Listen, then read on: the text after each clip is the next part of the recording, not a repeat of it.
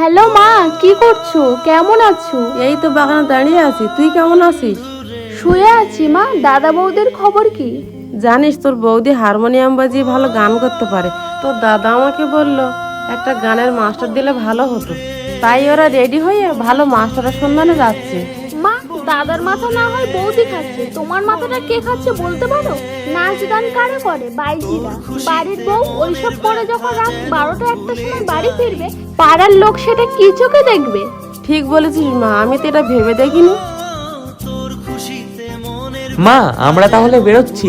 তোদের আর যাবার দরকার নেই, তাছাড়া বৌমার আর ওসব শিখতে হবে না। কেন মা? নিখিল যখন তোমার সাথে এইসব ব্যাপারে আলোচনা করলো তখন বললে ঠিক আছে, এখন তাহলে ওইসব বলছো কেন?